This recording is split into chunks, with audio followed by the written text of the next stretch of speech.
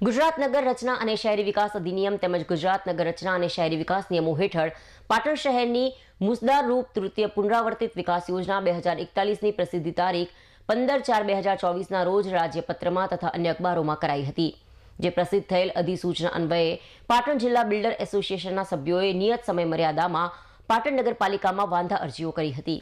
તથા કેટલાક સભ્યોએ મૌખિક રજૂઆતો પણ કરી હતી। પાટણ ડિસ્ટ્રિક્ટ બિલ્ડર એસોસિએશને આપેલા આવેદનપત્રમાં જણાવાયું હતું કે પાટણની ઐતિહાસિક રાણીની વાવ વિસ્તારની આજુબાજુના સમાલપાટી વિસ્તાર નવીન તૃતીય પુનરાવર્તિત વિકાસ યોજના 2041માં ગ્રીન ઝોનમાં મૂકવામાં આવેલ તે ગ્રીન ઝોનને બદલે યલો ઝોનમાં મૂકવામાં તથા પાટણ હારીજ રોડ જે પાટણ નગરપાલિકામાં નવો સામેલ થયો છે તે વિસ્તારમાં ગ્રીન ઝોનના બદલે યલો ઝોન કરવામાં આવે કે જે વિસ્તાર વિકસિત વિસ્તાર છે અને ભવિષ્યમાં ટીપી સ્કીમ મૂકવામાં આવે તો વાંધો નહીં આવે। તો એ વધુમાં રજૂઆત કરી હતી કે પાટણ ગુંગળી પાટી વિસ્તારમાં 471, 462, 476ના આજુબાજુના વિસ્તારમાં છેલ્લા 10 વર્ષમાં ઘણી બધી જગ્યાએ બિનખેતી થયેલ છે,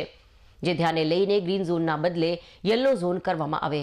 તો એ વધુમાં જણાવ્યું હતું કે પાટણની નવી તૃતીય પુનરાવર્તિત વિકાસ યોજનામાં જે વિસ્તારો વિકસિત હોય અને હાઈવે પર આવેલ તથા જે વિસ્તારોમાં વાણિજ્ય તરીકે ઉપયોગ અને બાંધકામ થયેલ હોય તેવા વિસ્તારોને યલો ઝોનમાં મૂકવામાં આવેલા છે,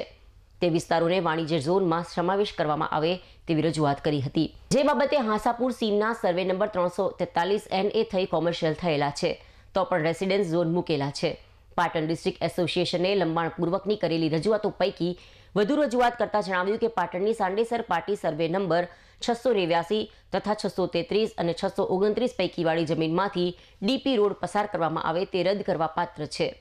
જે જમીનમાં પાટણ નગરપાલિકા દ્વારા બાંધકામ પરવાનગી આપવામાં આવેલ છે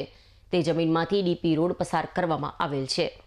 જેથી આ રોડ રદ કરવામાં આવે તથા પાટણની સાંડેસર પાટીના રેવન્યુ સર્વે નંબર 23 પૈકી આ વાળી જમીન માલિકીની જમીન આવેલી છે, જે જમીનમાંથી હારીજ રોડથી પદ્મનાભ ચોકડીને જોડતી કેનાલ આવેલી છે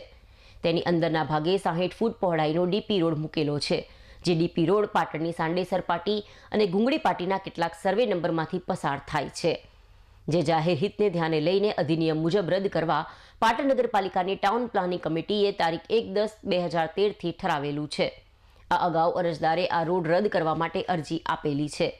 પાટણની વિકાસ યોજના સરકારના શહેરી વિકાસ વિભાગના 2010ના જાહેરનામાથી મંજૂર થઈને અમલમાં છે। વિકાસના નકશા મુજબ સાંડેસરા પાર્ટી પૈકીની જમીન જગ્યા બિનખેતી થયેલ જમીન છે અને તેમાં કેટલાક મકાનો બનેલા છે। સર્વે નંબર 25માં પાટણ નગરપાલિકા હસ્તકનો વોટર ફિલ્ટર પ્લાન્ટ બનેલો હોવાથી કેનાલની દક્ષિણે રોડ મૂકી વળાંક આપેલો છે તથા સર્વે નંબર 21માં કબ્રસ્તાન આવેલું છે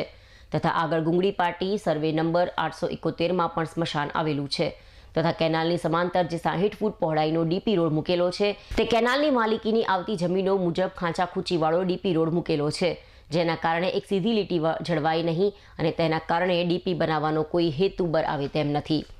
બિલ્ડર એસોસિએશને વધુમાં જણાવ્યું છે કે પ્રસિદ્ધ થયેલા તૃતીય વિકાસ યોજનાના નકશાને જોતા કેટલાક સર્વે નંબરોમાંથી પસાર થતો ડીપી રોડ રદ કરેલો નથી। અગાઉ દ્વિતીય વિકાસ યોજના તારીખ 16/9/2010માં અમલમાં મૂક્યા પછી મૂકેલો ડીપી રોડ 14 વર્ષ ઉપરાંતનો સમય થયો હોવા છતાં પણ આ રોડ બનાવવા અંગે કોઈ કાર્યવાહી કરી નથી, તે કાયદાકીય રીતે આપોઆપ રદ થયેલો ગણાય છે। તેમજ આ કેનાલના દક્ષિણ પાડા પર પાકો રોડ બનાવવામાં આવેલ છે, જેથી પણ આગળ જણાવેલા રોડ રદ કરવા પાત્ર હોવાથી તેમનો વાંધો ધ્યાને લઈને પદ્મનાભ ચોકડીથી કેનાલની ઉત્તર બાજુએ તૃતીય વિકાસ યોજનામાં દર્શાવેલ 60 ફૂટ પહોળાઈનો ડીપી રોડ રદ કરવા બાબતે નગરપાલિકા કચેરીમાં વાંધા અરજીઓ રજૂ કરવામાં આવેલ હોવાનું તેમણે જણાવીને